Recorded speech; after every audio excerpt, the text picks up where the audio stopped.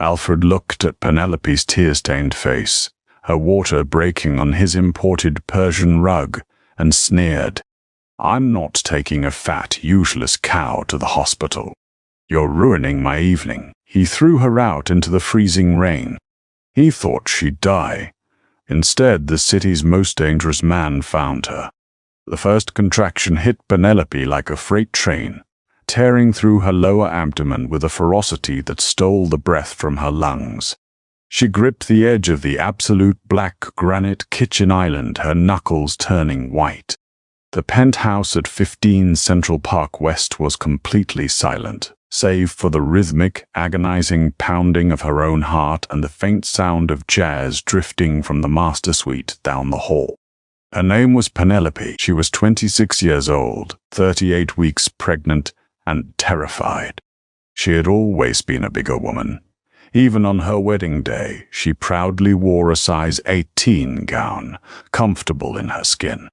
But her husband, Alfred Pendleton, a billionaire hedge fund manager who had married her solely to secure her late father's vast commercial real estate portfolio, had spent the last 2 years systematically destroying her self-worth. During her pregnancy, her weight had climbed to nearly 280 pounds.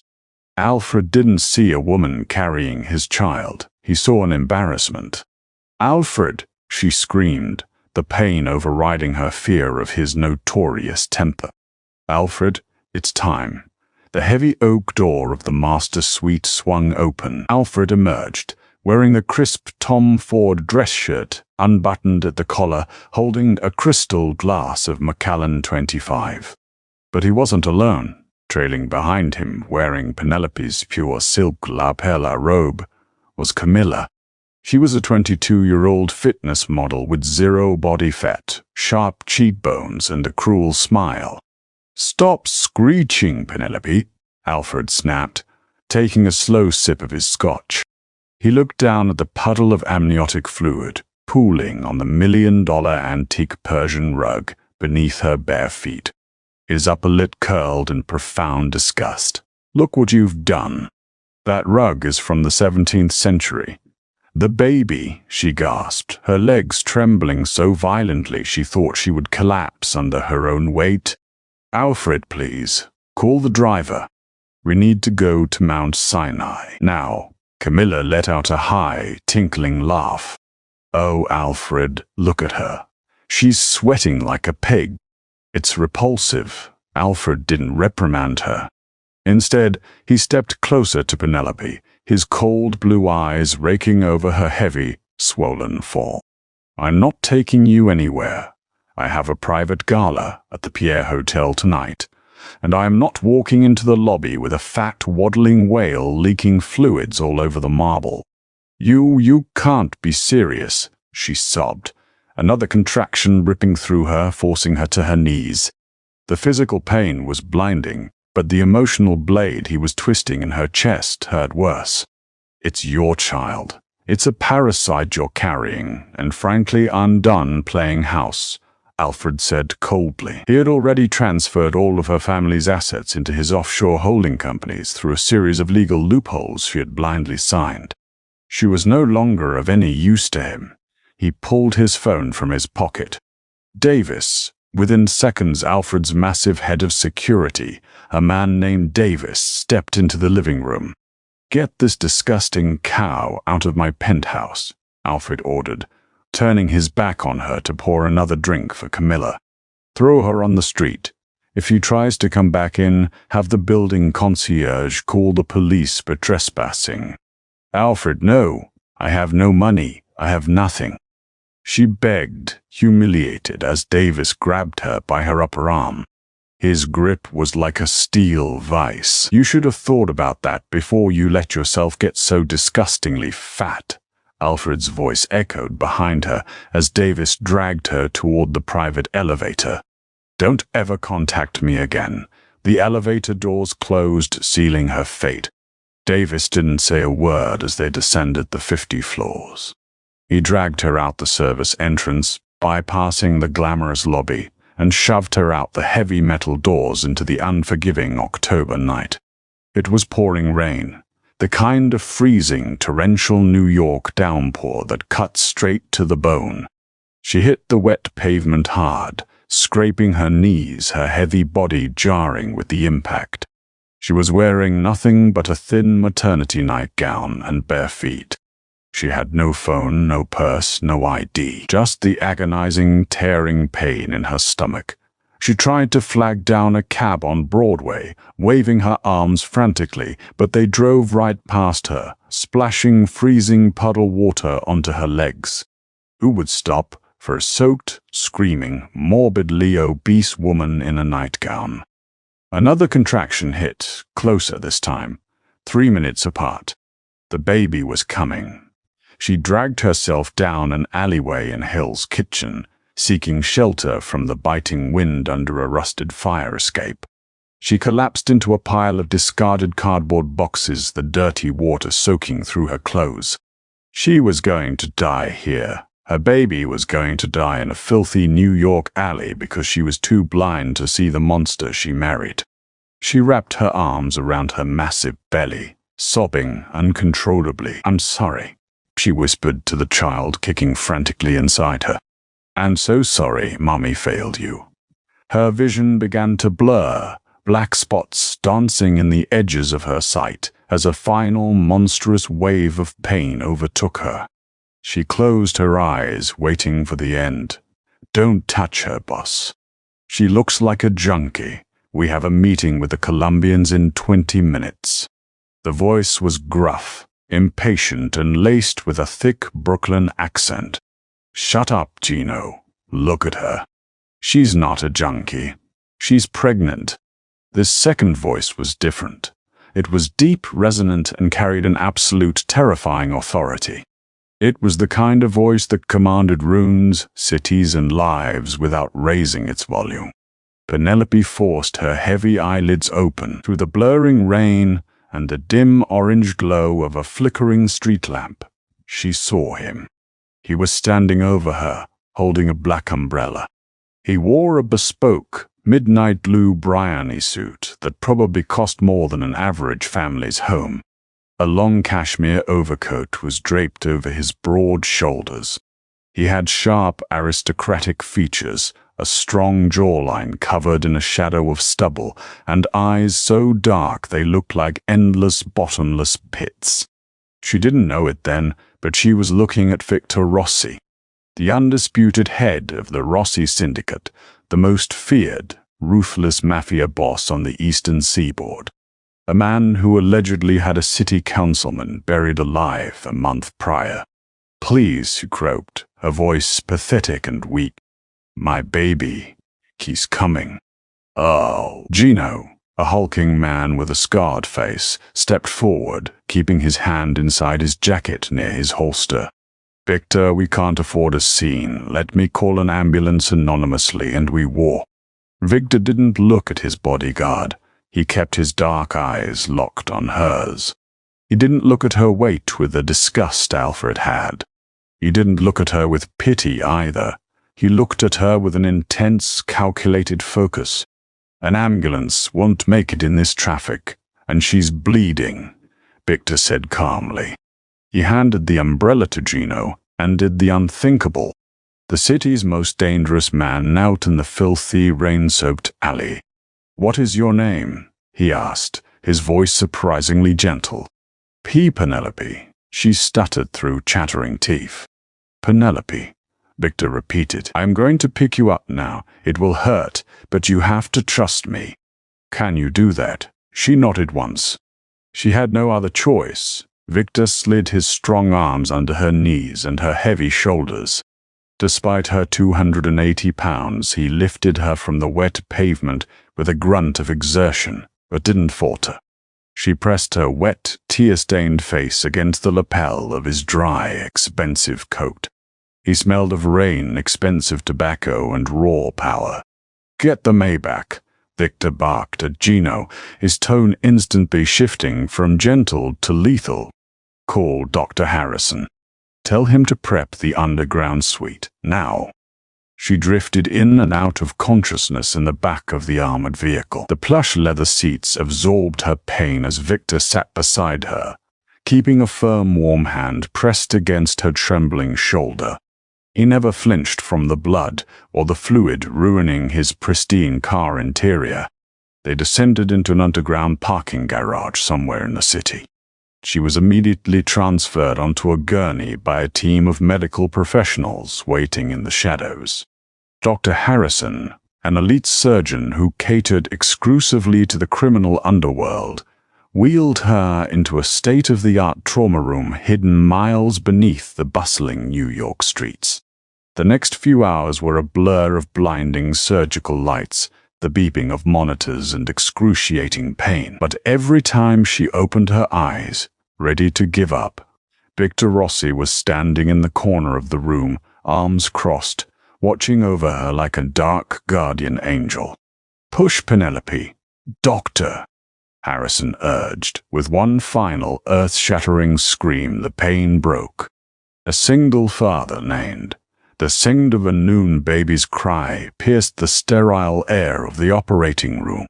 "A boy," Dr. Harrison announced, quickly cleaning the infant. "Healthy. Strong."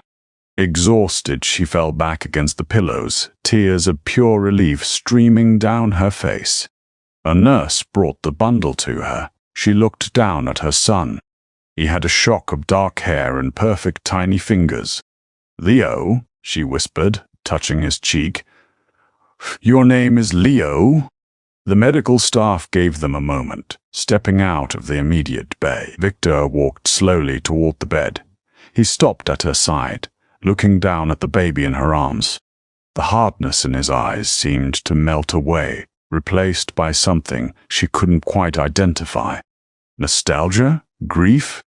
"He's beautiful," Victor murmured softly. "Why did you save me?" she asked, her voice barely above a whisper. "I'm nobody. My husband threw me out because I'm fat and useless." "You could have walked away." Victor's jaw tightened at the mention of her husband. "My mother died in childbirth," Victor said, his voice tight. "She died because we were poor, and the doctors didn't care about a fat, Italian immigrant woman bleeding out in a tenement. I swore a long time ago that I would never walk past a woman in that kind of pain." "Ah!" He reached out, his rough, scarred finger gently stroking little Leo's forehead. "Who did this to you?" Victor asked. The lethal edge had returned to his voice.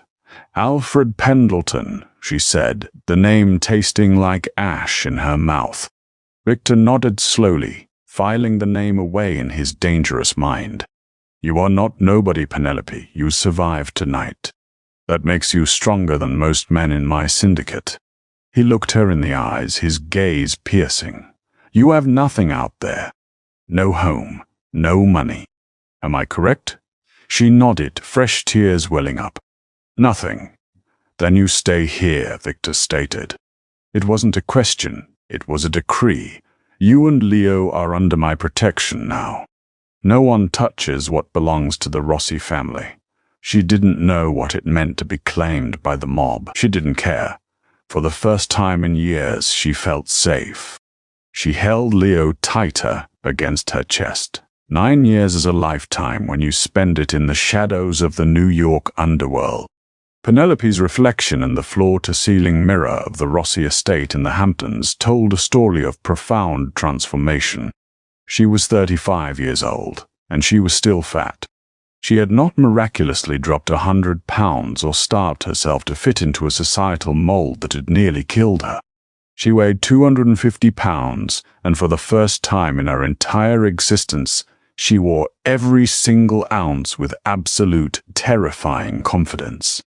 She smoothed the rich emerald green silk of her custom-made Gucci evening gown over her wide hips and full stomach. The plunging neckline showcased the spectacular, flawless 50-carat diamond necklace resting against her collarbone, a gift from Victor for her 35th birthday.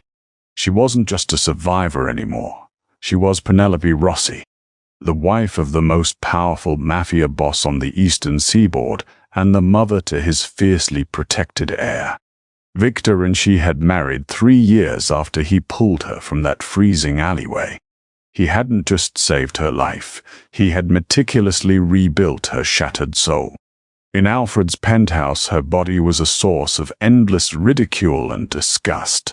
In Victor's sprawling fortified mansions, her body was worship. Victor, a man who ruled a violent empire with an iron fist, would kneel at her feet, kissing the stretch marks on her thighs, whispering that she was the most magnificent creature God had ever carved. He devoured her curves, demanding she eat well, live well, and never ever lower her eyes to anyone. "Mama," she turned from the mirror, but standing in the doorway of the master suite was Leo. At 9 years old, he was a striking boy, tall for his age, dressed in a sharp, miniature tuxedo that mirrored the one his adoptive father wore. Though Alfred's biology ran in his veins, Leo was every inch a Rossi. Victor had adopted him legally the week they were married, but in the eyes of the syndicate, Leo had been Victor's son since the night he cut his umbilical cord in that underground bunker. "You look handsome, my love," she smiled, walking over to adjust his bow tie. "Papa says the car is ready. He told Gino to make sure the perimeter at the plaza is secure," Leo said, his dark eyes serious. He already understood the weight of their family name. "Are you nervous, Mama?" "Not even a little bit," she said, leaning down to kiss his forehead. And it was the truth. Tonight was the night she had waited 9 years for. Downstairs, Victor was waiting in the grand foyer.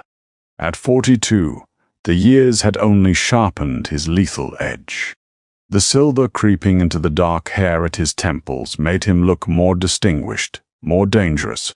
He watched her descend the sweeping marble staircase, his dark, bottomless eyes burning with a heavy, possessive heat that made her pulse race. "You are going to stop hearts tonight, Mia Regina," Victor murmured in his raspy voice, taking her hand and pressing a kiss to her knuckles. "I only care about stopping one," she replied, a cold, vengeful smile touching her lips. Tonight, the Plaza Hotel was hosting the most exclusive financial charity gala of the decade. The city's elite, the billionaires, the politicians, and the socialites would all be there. But more importantly, Alfred Pendleton would be there. Over the last 9 years, Victor hadn't just been running his illicit businesses, he had been systematically, legally, and relentlessly dismantling Alfred's legitimate empire. It was a masterpiece of financial warfare. Victor had used shadow corporations to buy up Alfred's debts, manipulate his hedge fund's stock shorts, and poison his real estate acquisitions. Alfred didn't know it, but the anonymous European conglomerate that was aggressively hostile taking over his life was the man whose bed Penelope slept in every night. Alfred was currently on the verge of total bankruptcy. His only hope was securing a massive bailout loan tonight from a notoriously elusive private equity firm. A firm that Victor completely controlled. The ride into Manhattan was silent, charged with electric anticipation. When the armored Maybach pulled up to the plaza, Gino and a dozen of Victor's heavily armed men in sharp suits immediately secured their path.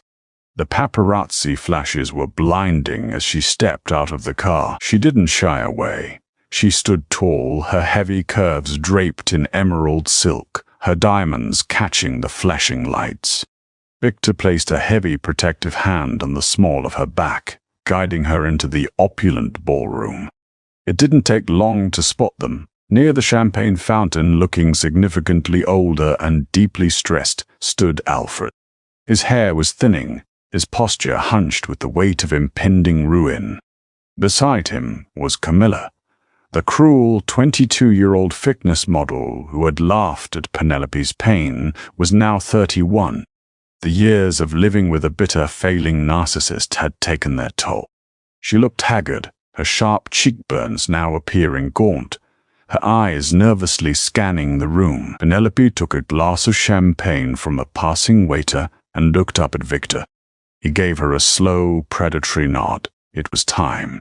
She walked deliberately across the crowded ballroom, her heels clicking softly against the polished marble floor. The crowd naturally parted for Victor, sensing the raw, unyielding power radiating from him, even if they didn't know his face. Alfred was frantically speaking to a banking executive, sweat beading on his forehead, when she stopped directly behind him. "Hello, Alfred." Her voice was calm, melodic, and cut through the ambient noise of the gala like a silver blade. Alfred froze. He slowly turned around, his blue eyes bloodshot and desperate. When his gaze landed on her, the color completely drained from his face. His jaw literally dropped. He looked at the emerald gown, the 50-carat diamonds, the flawless makeup, and the undeniable aura of absolute power she exuded. He looked at her body, the fat body he had discarded like trash, now adorned like royalty. "Penelope," he stammered, stepping back so quickly he bumped into a waiter's tray. Camilla whipped her head around. Her eyes widened in pure shock. "Oh my God," she whispered, her gaze locked on the massive, flawless diamond ring on Penelope's left hand. "It's been a long time, Alfred," she said, taking a slow sip of her champagne. "You look tired." Alfred's shock quickly morphed into a frantic, chaotic scramble for control. His eyes darted to Victor, taking in the bespoke suit and the terrifying, silent authority of the man standing beside her. Alfred didn't recognize Victor from the alleyway. He hadn't been there, but he recognized wealth when he saw it. "Penelope, I can't believe it's you," Alfred sputtered, trying to force a charming smile that looked more like a grimace. "You look different. You're doing well." "I am," she replied evenly. "Very well." Alfred's desperation made him reckless. He stepped closer, ignoring Victor entirely, his eyes gleaming with a sudden, greedy hope. "Penelope, please, you have to listen to me. I've made mistakes. Terrible mistakes. Camilla and I. It's been over for years. We just keep up appearances."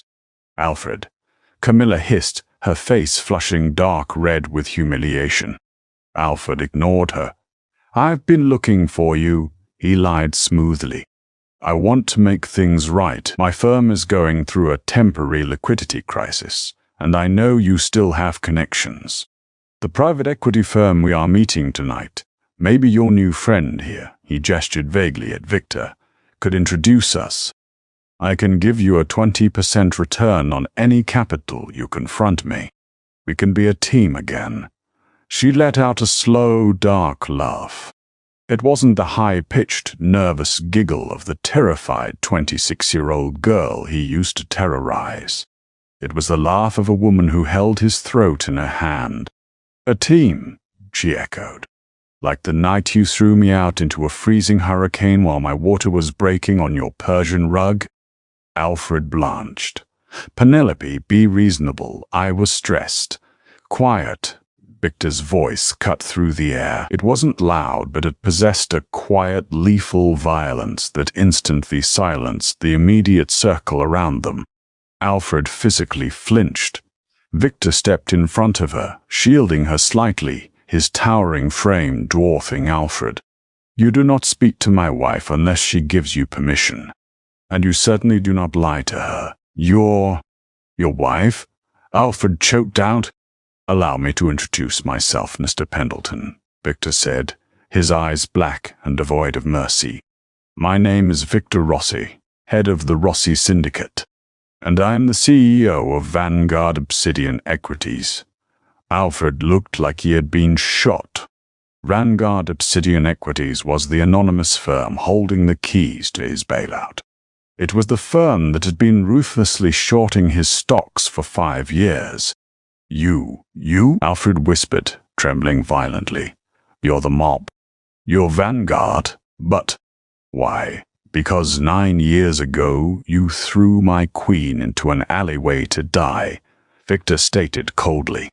"Every offshore account you hid Penelope's family money in. My hackers drained them in 2018, every commercial property you thought you owned in Manhattan. The deeds were transferred to shell companies under Penelope's name 3 years ago. You don't own your penthouse, Alfred. You rent it from my wife. Camilla let out a choked sob, covering her mouth with her hands. She turned and practically ran toward the exit, abandoning the sinking ship. You're broke, Alfred, Penelope said, stepping out from behind Victor to look her abuser in the eyes. You are completely, utterly destitute. You owe $50 million in back taxes. And you owe the Rossi family another $30 million in loans you took from our shadow banks to keep your fraud of a hedge fund afloat. No, no, please, Alfred begged, tears streaming down his face. The arrogant billionaire was gone, replaced by a pathetic, broken man. He fell to his knees right there in the plaza ballroom, uncaring of the stares from the surrounding elite. Penelope, I'm begging you. I'm the father of your child. Where is my son? Let me see him. I have rights. At that moment, Gino, who had been standing discreetly 10 feet away, stepped forward. Beside him was Leo. Leo looked down at the weeping, balding man on the floor.